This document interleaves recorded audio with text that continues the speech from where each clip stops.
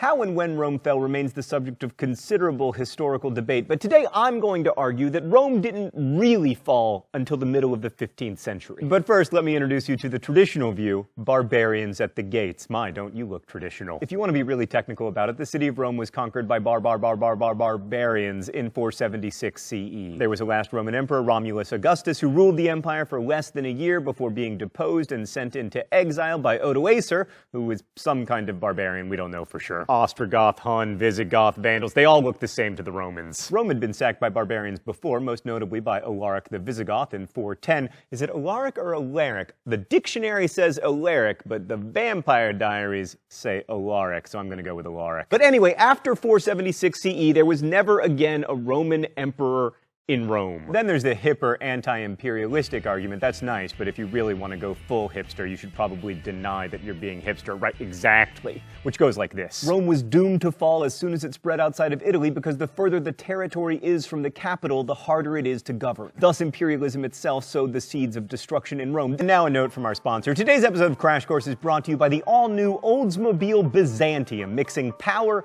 and luxury in a way that's never... Really? Oldsmobile isn't a company anymore? And Byzantium is a place? Are you sure? So remember when I said the Roman Empire survived till the 15th century? Well, that was the Eastern Roman Empire, commonly known as the Byzantine Empire, although not by the people who lived in it, who identified themselves as Romans. So while the Western Roman Empire descended into chaos, the eastern half of the empire had its capital in Byzantium, a city on the Bosphorus Strait that Constantine would later rename Constantinople, thereby paving the way for They Might Be Giants' only mainstream hit. Constantine moved his headquarters, and thereby the headquarters of the Roman Empire, to Constantinople in 324 CE. Constantine had lots of reasons to move his capital east. For one thing, he was born in modern-day Croatia. Also, he probably spoke better Greek than Latin. And plus, the eastern provinces were a lot richer than the western provinces. As the political center of the Roman Empire shifted east, Constantine also tried to reorient his new religion, Christianity, toward the east, holding the first church council in Nicaea in 325. The idea was to get all Christians to believe the same thing. That worked, but it did mark the beginning of the emperor having greater control over the church. That trend would, of course, later lead to tensions between the church centered in Constantinople and the one centered in Rome, but more on that in a bit. To give you a sense of how dramatic this shift was, by the 4th century CE, Constantinople's population had soared while Rome's had gone from 500,000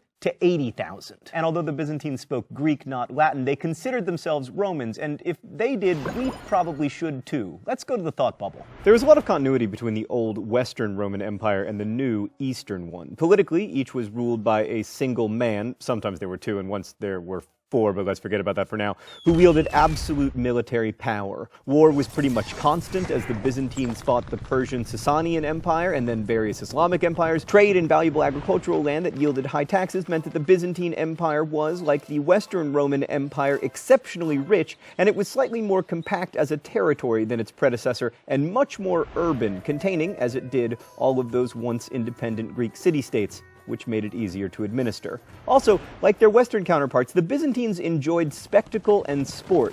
Chariot races in Constantinople were huge, with thousands turning out at the Hippodrome to cheer on their favorites. Big bets were placed, and there was a huge rivalry, not just about sports, but also about political affiliations between the two main teams, the Blues and the Greens. Thanks for putting us on the Greens, thought bubble. That rivalry was so heated that riots often broke out between them, and in one such riot, an estimated 30,000 people were killed.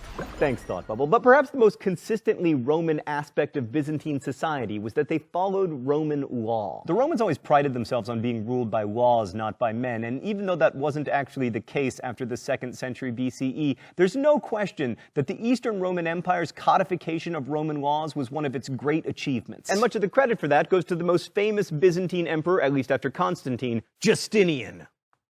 I like your brooch, sir. In 533, Justinian published the Digest, an 800,000-word condensation of 1,528 Latin law books. And to go along with this, he published the Institutes, which was like a curriculum for the Roman law schools that existed all through the empire. Justinian, incidentally, was by far the most awesome of the Byzantine emperors. He was like the David Tennant of doctors. He was born a peasant somewhere in the Balkans and then rose to become emperor in 527. He ruled for almost 30 years, and in addition to codifying codifying Roman law, he did a lot to restore the former glory of the Roman Empire. He took Carthage back, he even took Rome back from the Goths, although not for long. And he's responsible for the building of one of the great churches of all time, which is now a mosque, the Hagia Sophia, or Church of Saint Wisdom.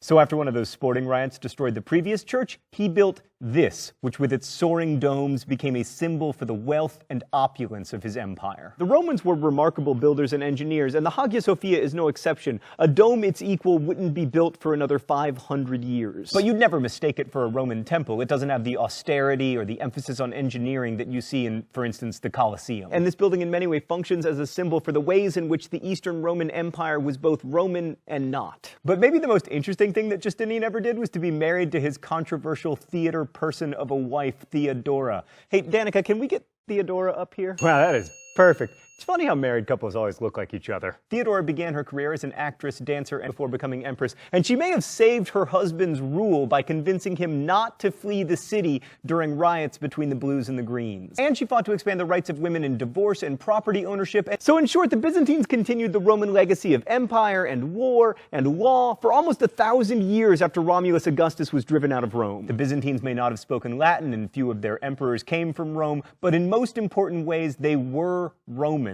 Except one really important way. The Byzantines followed a different form of Christianity, the branch we now call Eastern or sometimes Greek Orthodox. How there came to be a split between the Catholic and Orthodox traditions is complicated. You might even call it Byzantine. What matters for us are the differences between the churches, the main doctrinal one being about the dating of Easter, and the main political one being about who rules whom. Did I get my whom right there, Stan?